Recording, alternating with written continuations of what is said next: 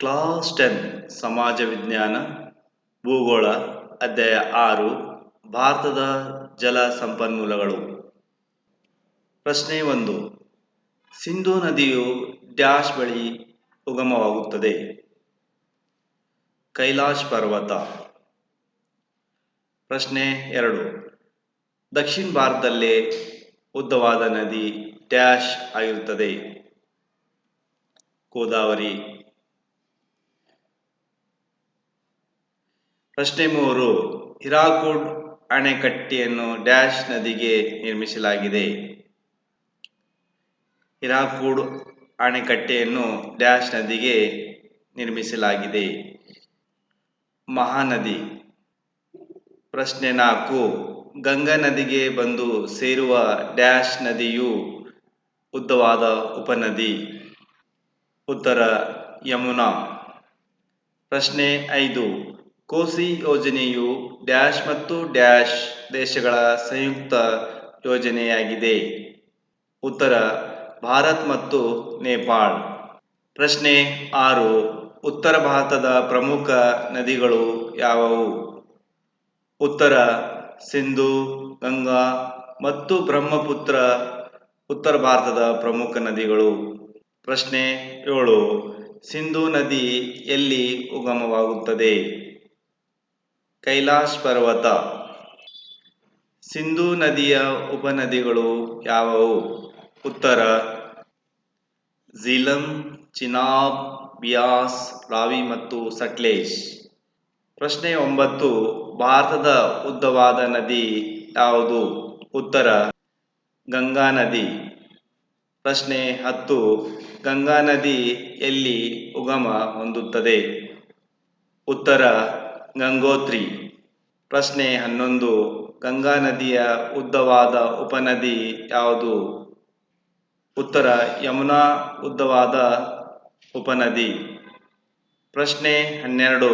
ಬ್ರಹ್ಮಪುತ್ರ ನದಿ ಎಲ್ಲಿ ಉಗಮ ಹೊಂದುತ್ತದೆ? ಉತ್ತರ ಚೇಮ್ಯಾಂಗ್ಡಂಗ್. ಪ್ರಶ್ನೆ 13. ದಕ್ಷಿಣ ಭಾರತದ ನದಿಗಳನ್ನು ಹೆಸರಿಸಿ? ಉತ್ತರ ಮಹಾನದಿ, ಗೋದಾವರಿ, ಕೃಷ್ಣಾ, ಕಾವೇರಿ, ನರ್ಮದಾ, ತಾಪಿ. ಪ್ರಶ್ನೆ 14. ಪೂರ್ವಕ್ಕೆ ಹರಿಯುವ ನದಿಗಳು ಯಾವುವು? ಉತ್ತರ ಮಹಾನದಿ, ಗೋದಾವರಿ, ಕೃಷ್ಣಾ ಮತ್ತು ಕಾವೇರಿ. ಪ್ರಶ್ನೆ 15. ಮಹಾನದಿಯು ಎಲ್ಲಿ ಉಗಮ ಹೊಂದುತ್ತದೆ? ಉತ್ತರ ಸಿಂಹಾ ಸರಣಿ. ಪ್ರಶ್ನೆ 16.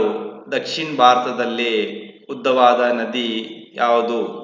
ಉತ್ತರ ಗೋದಾವರಿಯು ದಕ್ಷಿಣ ಭಾರತದಲ್ಲೇ ಉದ್ದವಾದ ನದಿ. ಗೋದಾವರಿಯು ದಕ್ಷಿಣ ಭಾರತದಲ್ಲೇ ಉದ್ದವಾದ ನದಿ. ಪ್ರಶ್ನೆ 17.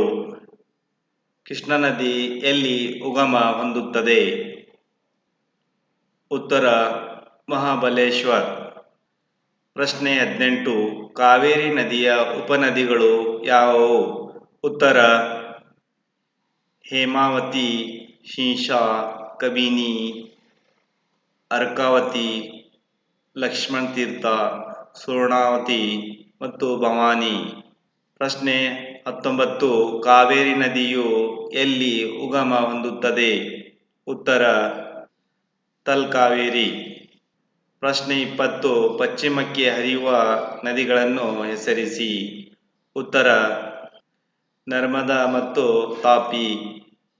ಪ್ರಶ್ನೆ 21. ನರ್ಮದಾ ನದಿ ಎಲ್ಲಿ ಉಗಮ ಹೊಂದುತ್ತದೆ? ಉತ್ತರ ಅಮರಕಂಟಕ ಬೆಟ್ಟ. ಪ್ರಶ್ನೆ 22. ತಾಪಿ ನದಿಯು ಎಲ್ಲಿ ಉಗಮ ಹೊಂದುತ್ತದೆ? ಉತ್ತರ ಮುಲ್ತಾಯಿ. ಪ್ರಶ್ನೆ 23. ನೀರಾವರಿ ಎಂದರೇನು? ಉತ್ತರ ಕೃಷಿ ಉದ್ದೇಶಕ್ಕೆ ಕೃತಕವಾಗಿ ನೀರು ಪೂರೈಕೆ ಮಾಡುವುದನ್ನು ನೀರಾವರಿ ಎಂದು ಕರೆಯಲಾಗಿದೆ. ಪ್ರಶ್ನೆ 24. ಇತ್ತೀಚೆಗೆ ಬಂದಿರುವ ನೀರಾವರಿ ವಿಧಾನಗಳು ಯಾವುವು? ಉತ್ತರ ಹನಿ ನೀರಾವರಿ ಮತ್ತು ಸಿಂಪಡಣೆ ನೀರಾವರಿ. ಹನಿ ನೀರಾವರಿ ಮತ್ತು ಸಿಂಪಡಣೆ ನೀರಾವರಿ. ಪ್ರಶ್ನೆ 25 ಕಾಲುವೆಯ ವಿಧಗಳು ಯಾವುವು? ಉತ್ತರ ಪ್ರವಾಹ ಕಾಲುವೆ ಮತ್ತು ಸಾರ್ವಕಾಲಿಕ ಕಾಲುವೆ. ಪ್ರಶ್ನೆ 26 ವಿವಿಧೋದ್ದೇಶ ನದಿ ಕಣಿವೆ ಯೋಜನೆಗಳು ಎಂದರೇನು? ಉತ್ತರ ವಿವಿಧ ಉದ್ದೇಶಗಳನ್ನು ಪೂರೈಸುವ ನದಿ ಕಣಿವೆ ಯೋಜನೆಗಳನ್ನು ವಿವಿಧೋದ್ದೇಶ ನದಿ ಕಣಿವೆ ಯೋಜನೆಗಳೆಂದು ಕರೆಯಲಾಗಿದೆ. ಪ್ರಶ್ನೆ 27 ಭಾರತದ ಮೊಟ್ಟಮೊದಲ ವಿವಿಧೋದ್ದೇಶ ನದಿ ಕಣಿವೆ ಯೋಜನೆ ಯಾವುದು? ಉತ್ತರ ದಾಮೋದರ್ ನದಿ ಕಣಿವೆ ಯೋಜನೆ. ಪ್ರಶ್ನೆ 28 ದಾಮೋದರ್ ನದಿ ಕಣಿವೆ ಯೋಜನೆಯನ್ನು ಹೇಗೆ ರೂಪಿಸಲಾಗಿದೆ? ಉತ್ತರ ಅಮೆರಿಕ ಸಂಯುಕ್ತ ಸಂಸ್ಥಾನದ ಟೆನೆಸಿ ಕಣಿವೆ ಯೋಜನೆಯ ಮಾದರಿಯನ್ನಾಧರಿಸಿ ಈ ಯೋಜನೆಯನ್ನು ರೂಪಿಸಲಾಗಿದೆ. ಅಮೆರಿಕ ಸಂಯುಕ್ತ ಸಂಸ್ಥಾನದ ಟೆನೆಸಿ ಕಣಿವೆ ಯೋಜನೆಯ ಮಾದರಿಯನ್ನಾಧರಿಸಿ ಈ ಯೋಜನೆಯನ್ನು ರೂಪಿಸಲಾಗಿದೆ. ಪ್ರಶ್ನೆ 29 ಯಾವ ನದಿಯನ್ನು ಬಂಗಾಳದ ದುಃಖಕಾರಿ ನದಿ ಎಂದು ಕರೆಯಲಾಗಿದೆ? ಉತ್ತರ ದಾಮೋದರ ನದಿಯನ್ನು ಬಂಗಾಳದ ದುಃಖಕಾರಿ ನದಿ ಎಂದು ಕರೆಯಲಾಗಿತ್ತು. ಪ್ರಶ್ನೆ 30 ದಾಮೋದರ್ ನದಿಯನ್ನು ಬಂಗಾಳದ ದುಃಖಕಾರಿ ನದಿ ಎಂದು ಕರೆಯಲಾಗಿತ್ತು ಏಕೆ?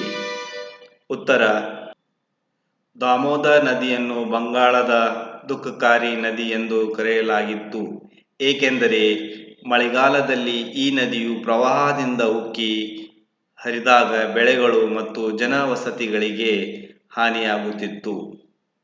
ಪ್ರಶ್ನೆ 31 ಬಾಕ್ರಾ ಅಣೆಕಟ್ಟಿನಿಂದ ನಿರ್ಮಿತಗೊಂಡ ಜಲಾಶಯ ಯಾವುದು? ಉತ್ತರ ಗೋವಿಂದ್ ಸಾಗರ. ಪ್ರಶ್ನೆ 32 ಒಡಿಶಾದ ಅತ್ಯಂತ ಪ್ರಮುಖ ವಿವಿಧೋದ್ದೇಶ ನದಿ ಕಣಿವೆ ಯೋಜನೆ ಯಾವುದು? ಉತ್ತರ ಹಿರಾಕುಡ್ ಯೋಜನೆ.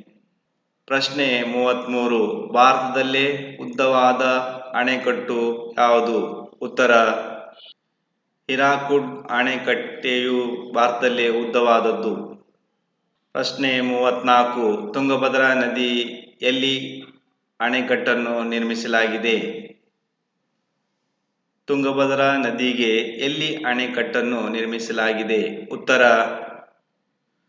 ತುಂಗಭದ್ರಾ ನದಿಗೆ ಕರ್ನಾಟಕದ ಬಳ್ಳಾರಿ ಜಿಲ್ಲೆಗೆ ಸೇರಿದ ಹೊಸಪೇಟೆಯ ಬಳಿ ಮಲ್ಲಾಪುರಂ ಎಂಬಲ್ಲಿ ನಿರ್ಮಿಸಲಾಗಿದೆ.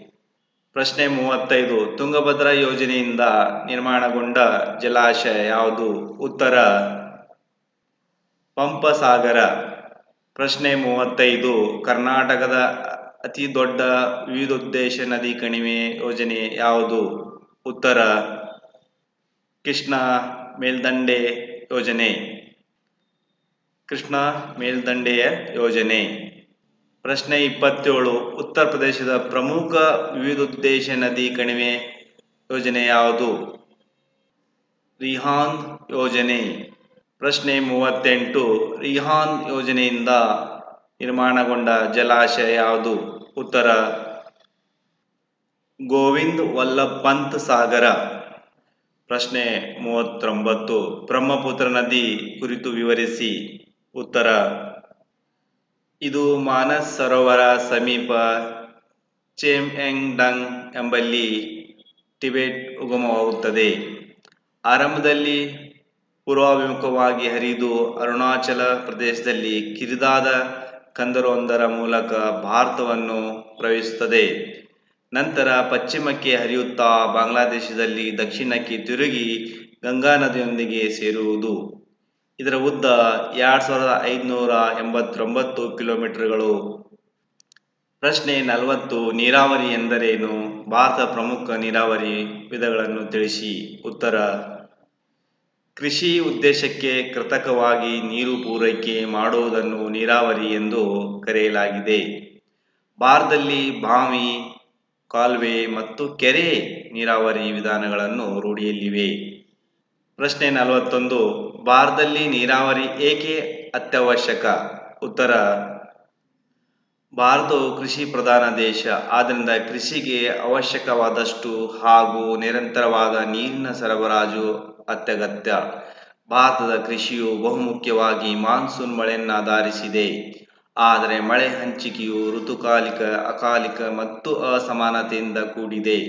ಕೆಲವು ಬೆಳೆಗಳಿಗೆ ಹೆಚ್ಚಿನ ಪ್ರಮಾಣ ಮತ್ತು ನಿರಂತರವಾದ ನೀರಿನ ಪೂರೈಕೆ ಅಗತ್ಯ, ಉದಾಹರಣೆಗೆ ಭತ್ತ, ಕಬ್ಬು ಇತ್ಯಾದಿ. ಜೊತೆಗೆ ಬೆಳೆಗಳ ಅಧಿಕ ಇಳುವರಿ ಮತ್ತು ಉತ್ಪಾದನೆಗಾಗಿಯೂ ನಿರಂತರ ನೀರಿನ ಪೂರೈಕೆ ಅಗತ್ಯ. ಇದು ನೀರಾವರಿಯಿಂದ ಮಾತ್ರ ಸಾಧ್ಯ. ಹೀಗಾಗಿ ಭಾರತಕ್ಕೆ ನೀರಾವರಿ ಸೌಲಭ್ಯ ಅತ್ಯಗತ್ಯ.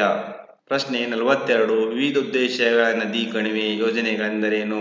ಉತ್ತರ: ನೀರಾವರಿ ಪೂರೈಕೆ, ಪ್ರವಾಹ ನಿಯಂತ್ರಣ, ಜಲವಿದ್ಯುತ್ ತಯಾರಿಕೆ, ಮಣ್ಣಿನ ಸವೆತ ನಿಯಂತ್ರಣ, ಒಳನಾಡಿನ ನೌಕಾಯಾನ, ಒಳನಾಡಿನ ಮೀನುಗಾರಿಕೆ, ಮನರಂಜನಾ ಸೌಲಭ್ಯ, ಗೃಹ ಬಳಕೆ ಮತ್ತು ಕೈಗಾರಿಕೆಗಳಿಗೆ ನೀರು ಪೂರೈಕೆ, ನಿರುಪಯುಕ್ತ ಭೂಮಿಯನ್ನು ಕೃಷಿಗಾಗಿ ಪರಿವರ್ತನೆ, ಅರಣ್ಯ ಪೋಷಣೆ ಇತ್ಯಾದಿ. ಪ್ರಶ್ನೆ 43. ಆಲಿಮಟ್ಟಿ ಯೋಜನೆ ಕುರಿತು ಟಿಪ್ಪಣಿ ಬರೆಯಿರಿ.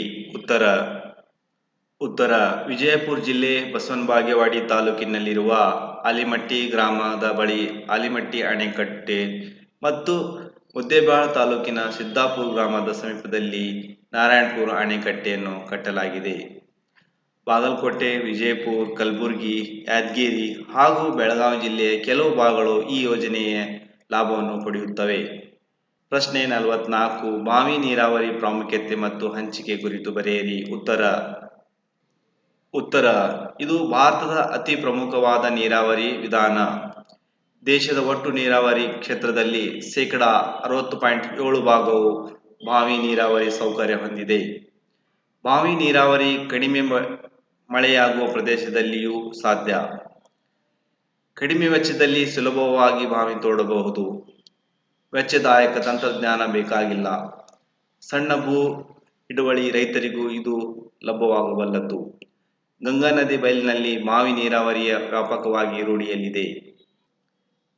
ಕ್ಯಾಪಿಟಲ್ ಎ ಯೋಜನೆಗಳು, ಕ್ಯಾಪಿಟಲ್ ಬಿ ರಾಜ್ಯಗಳು ಜೋಡಣೆಯಾಗಿ ಬರೆಯಲಾಗಿದೆ.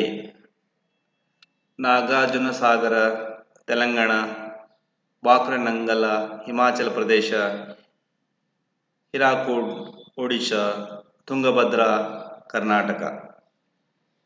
Thank you for watching and subscribe. So admission are open. Expert Career Academy Vijaypur, SLC 10th, Kannada medium, English medium, 9th, 8th, 7th, 6th, 5th, 4th, and all competitive exam, Navodaya, Kittur, Sainik, and all competitive exam coaching. UC first, second, arts, commerce, science. So all classes coaching available, regular and vacation.